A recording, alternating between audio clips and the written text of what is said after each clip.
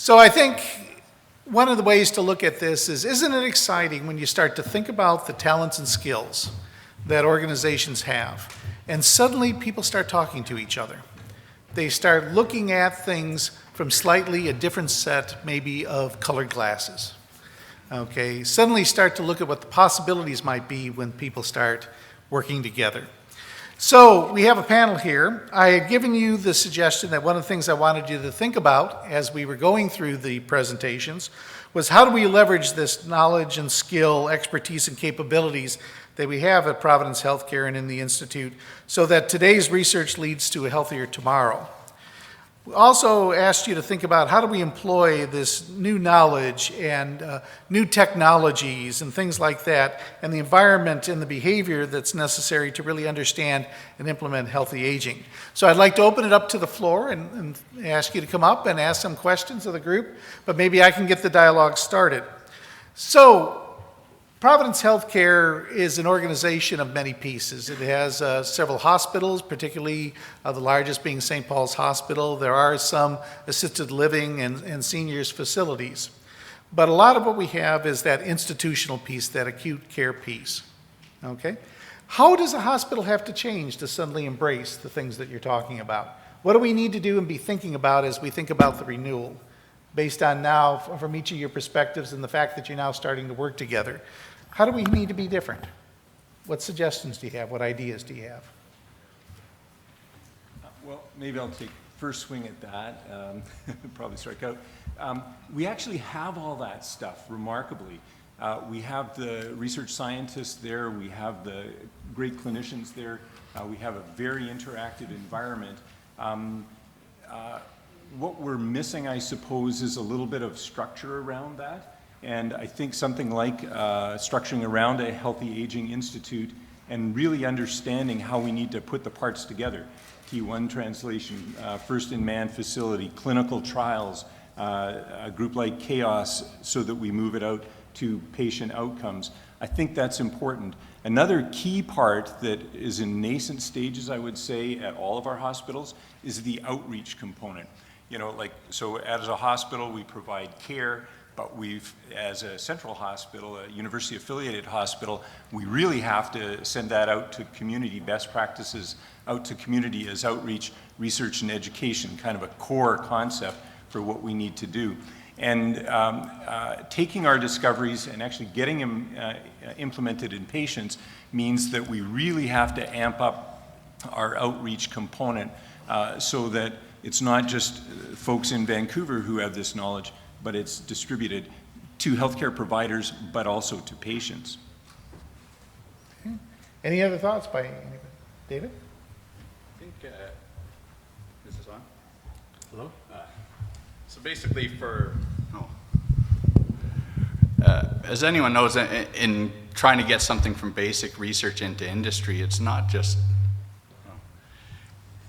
saying I'm one type of researcher and moving along that path. If you're discover a fundamental process in say fibrosis, for instance, getting that from a discovery into a product usually requires not only the clinical advice, the pathologist, but also industry's advice. And we need to figure out a way to link into all areas of the hospital, expand our biobanks beyond heart and lung, and access all these different areas so that we can be able to validate targets coming out of the CDRD and UBC and have access to these tissues in all these different areas and really expand our capabilities into not only fresh frozen tissue, frozen and fixed tissue, but also into fresh tissue and really build upon that aspect. So I think what you guys are both talking about is that we need to better integrate both vertically and horizontally across our systems. And we also, I think, need to do better at patient engagement and really actively involving them in the process, not only of research, but also improving patient care. And I don't think that we do that as well as we could do it. And a good example would be developing the biobanks. I think many of the patients would be more than happy to actually have their samples contributed for research, and those clinical samples and that's done routinely in the United States. The HMOs take those clinical samples and have very large biobanks, but in Canada we're not doing that, and there are privacy and real barriers right now to actually being able to accomplish that, and I think it's counter to what patients actually want. And so I think if we could somehow really transform that process, it would really help us in the long term. Okay. No, go ahead. Yes, please.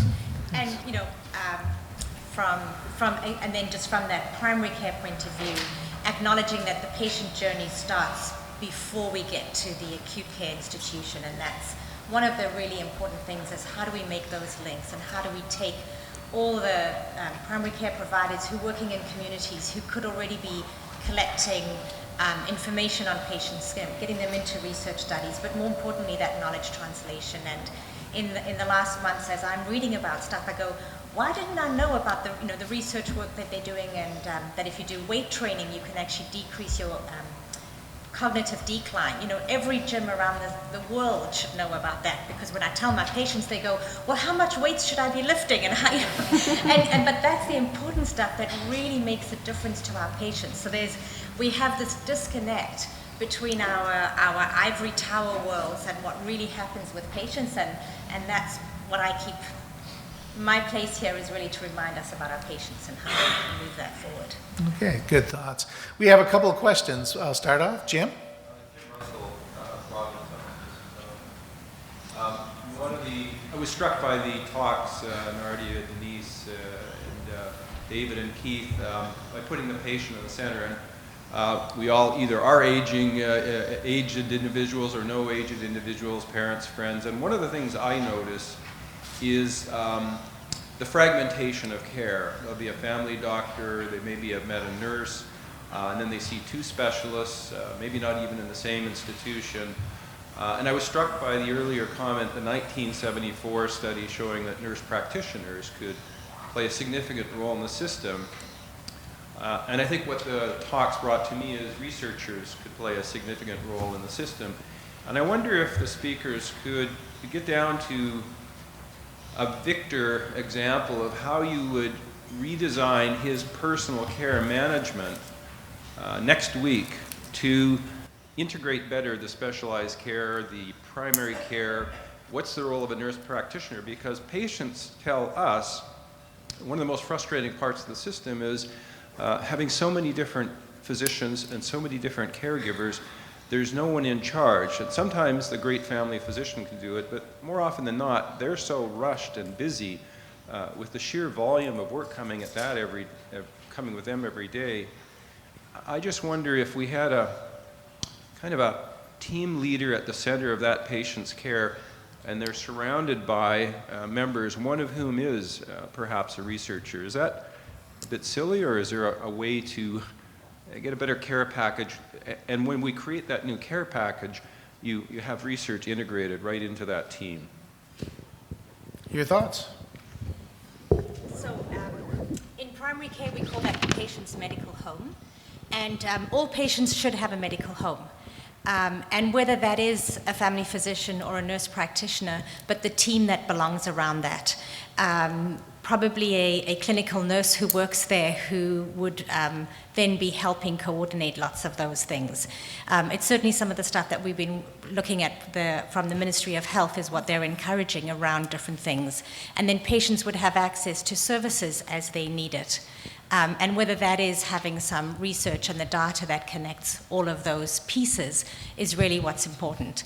But part of it is somebody like Victor can only access a COPD nurse and respiratory rehab if he's seen by a specialist clinic.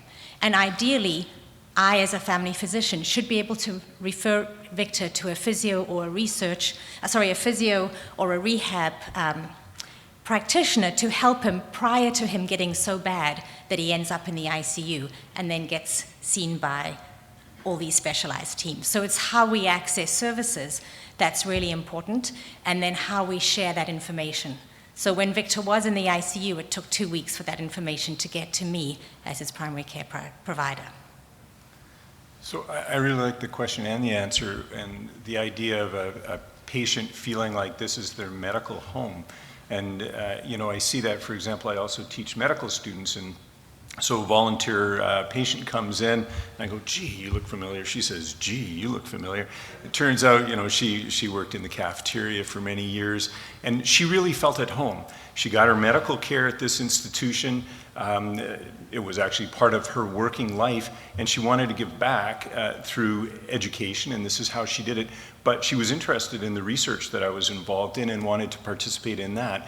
So when you have folks that really feel that this is kind of their home, and they have people in their family that they can turn to, and in the setting of better communication among their, I think it changes patients' lives. Okay. Question, Diane? Helped me think about the perspective that I should have, which is as a funder. How would I listen to the 4 stories and make a choice about where to place an investment that would actually accelerate that climate that we want to create here? Because what I heard was 4 different perspectives on how we need to bring care and research together, 4 really important pieces, and it illustrates the breadth of what we have to do to really accomplish the goal. So from where you sit, what would be the criteria that we should set that might enable the 4 of you to compete for a limited set of resources from an organization like Michael Smith? I'm not making promises here, but as we think about how to align our investments with health system priorities, and we know frail elderly and healthy aging is an important piece for the province, how best to get the best of what we have and to enable the visions that you have. Does that make sense, the question? Before I ask the panel to answer that, I guess I'll take the moderator privilege and say, hey, we'll talk about this at the break.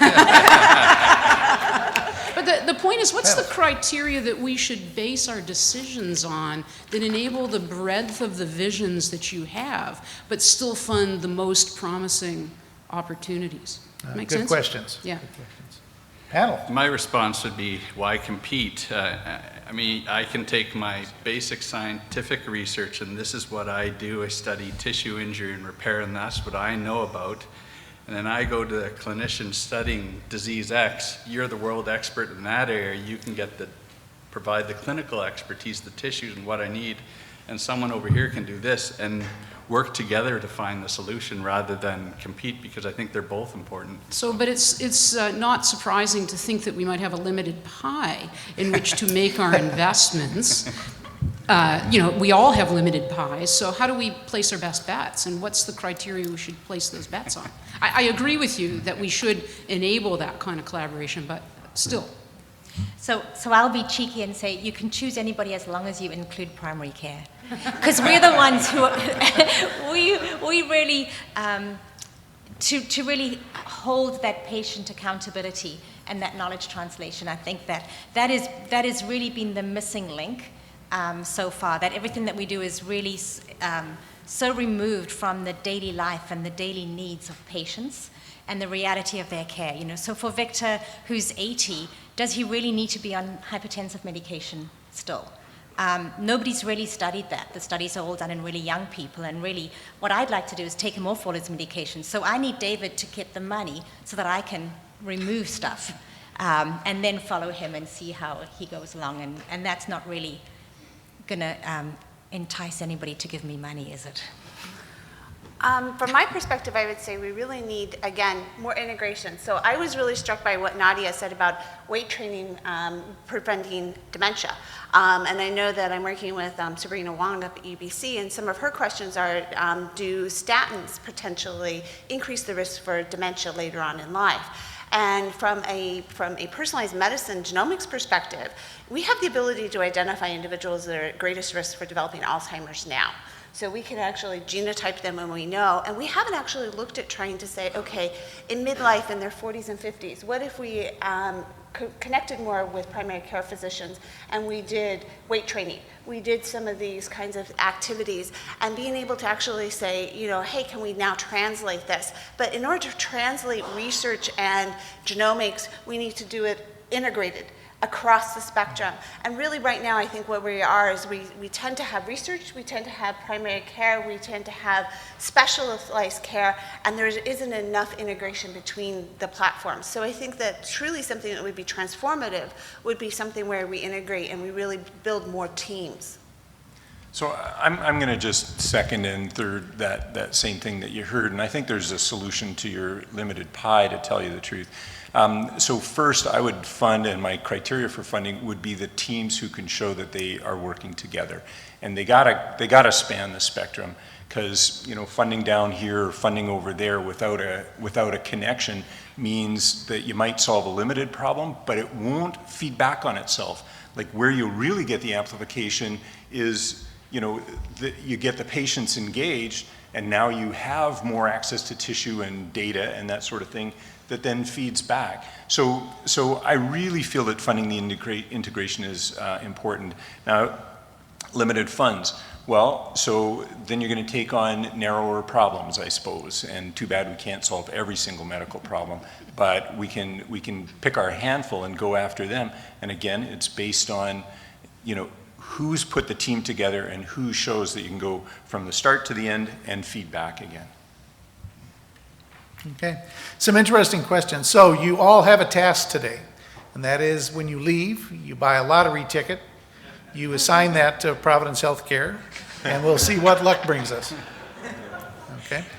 I do want to point out before I take the next question that, just to make sure you know, that because we're taking a transcript of everything, you'll actually get a transcript of the dialogue today, and I think there's some really important points to follow up on. Please. Thank you. My name is Anton Meyer. I'm a primary care physician working up north in Fort St. James. And so my pitch is not for primary care. My pitch is for what Denise said, integration. And I probably will want to lead into the next segue in terms of virtual health. So imagine the ultimate decisions on where we're going to apply our money is going to be what money is available. So I come from a world in South Africa 25 years ago where I lived the experience that you have 1 unit of blood and you have to choose between 2 people to get that 1 unit of blood. And one day in this country, if we don't stem the cost curve, we all know that in 25 years, the 40 to 48 cents on each dollar that provinces spent on healthcare will be 75 to 80 cents. So we have to be cautious how we spend money. Then we hear all these wonderful buzzwords and science and stuff, and it can be as small as genome, and it can be as big as the primary care world where I operate in the north, that the resources are very scarce. So it's that integration that I think is usually missing. And if you then begin to talk about one small community, Pikangikum, northwestern Ontario, when I started there in 2006, 97 Medivacs per month at $7,000 per month. When we talk about redirection of existing resources, and we can bring virtual healthcare into that picture, you can change that and bring it down to 20 Medivacs per month, and you save 1 month more than $500,000. And the data is there, we just need to know that. So if you look at Los Angeles, we know that a small percentage of people spend the most amount of money in healthcare.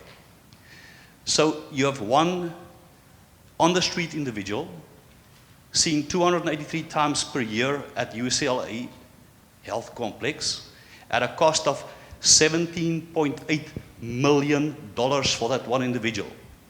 Rather go pay for someone, build it into your system that is a social advocate and can begin to manage that one specific individual in a way that you redirect resources in a virtual world.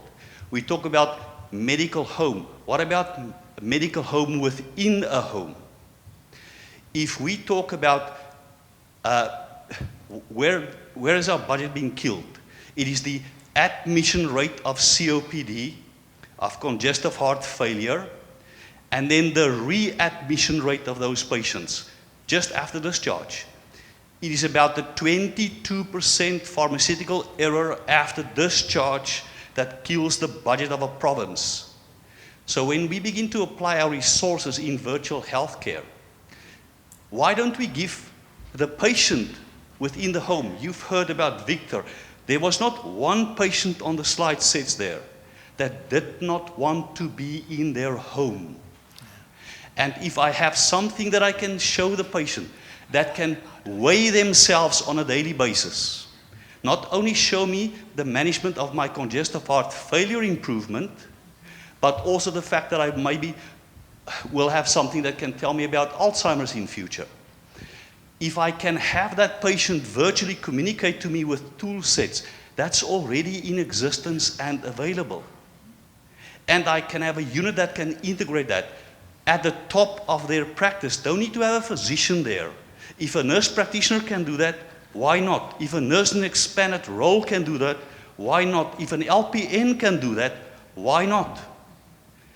That's the future of medicine where I come from, and where I want to see an institution like you with brainiacs and genome focus and research and dollars should apply your intellect to make a difference and an outcome change. Thank you very much. So there were a number of really very good points made. Any comments from the panel? I'd just say from my own standpoint, my father-in-law actually, when nothing more could be done, he actually did move into our house to be surrounded by family, and they did move in the beds and the care, and that is the way I think a lot of people want to pass away. He didn't want to pass away alone in a hospital, so I completely agree. Okay. Let's see, another question? All right, we are technology challenged in a very technologically advancing world. Such a great presentation. It had hope for me because my 95-year-old grandmother was recently, who was fairly healthy, had a back fall and had a hip fracture, and she's now, I guess, bed down at Evergreen House. And we don't know what to do with her because she's completely bed down, and we don't have a lot of options for her. I wanted to, my name is Andrew I represent Novator Ventures, so we work with biotech companies, pharma companies, and investors, and I wanted to know what is your expectation in terms of participation of biotech, pharma, and healthcare investors in helping you reach your goals? Well, here, I'll take a quick stab at that. Actually, we're heavily integrated, so we actually are working with Novator and others. But the way that we got there is maybe not optimal, because we've done it in a one-off way. You know, Dave will come up with a great discovery, he's set up a company, but he had to kind of work his way through learning every step of the way. Same for me. Denise has been involved in IP, had to learn it, you know, on the fly. So we didn't have that integrated structure to help us step through. We didn't have the mentors. We do now a little bit, but it's on an ad hoc basis. But we didn't really have that structure to work through. With an improvement in that structure, I believe there's just huge opportunity to bring the biotech industry right into the fold. And just like I don't really see much of a difference between research and medical care, because I believe they should be integrated, I also have the same feeling about, you know, our discoveries and commercialization. I think it should be integrated and provide an opportunity for a whole lot of biotech to participate, you know, fully in that. This might be a good time, because of some of the dialogue and some of the way the questions have come, is to mention something we're really pretty excited about at Providence Healthcare and with Providence Healthcare Research Institute and the St. Paul's Hospital Foundation. Something we've talked about for quite a while, and I want to say it's one of those things where the ideas evolve, but we're really excited to move forward with the concept of an Office of Innovation and Strategic Partnerships. We've been able to attract just an outstanding individual to come in as the Executive Vice President of the Providence Healthcare Research Institute and our Chief Innovation Officer, Shauna Turner. So Shauna, if you just kind of raise your hand and let people know who you are. And this was really through the fantastic work of the St. Paul Hospital Foundation. You'll hear more about that as the announcements come out within really hours and days. Okay, where that's going. So it creates a different environment of where we're at. The reality is, I think as you've heard, it's the nature of how all these pieces pull together. And what I'll say is the fact that it's interesting, because when we started these conversations, they didn't naturally just pull together. It took a while to kind of feel that out, to get comfortable with each other, to start talking about where the opportunities are. And then as that dialogue went, just like it is with innovation, where ideas have to bounce off of each other for a while. So I think that's a good time. We don't actually technically have it scheduled at this time, but I do think as somebody who is aging, and I realize that as I age, the time between the start of a session and that first break seems to need to get smaller and smaller and smaller a little bit. That what we're going to do is we're going to take just a very quick bio break, and then we're going to move into what I think will be exciting, and I hope you will join us back for our virtual health piece.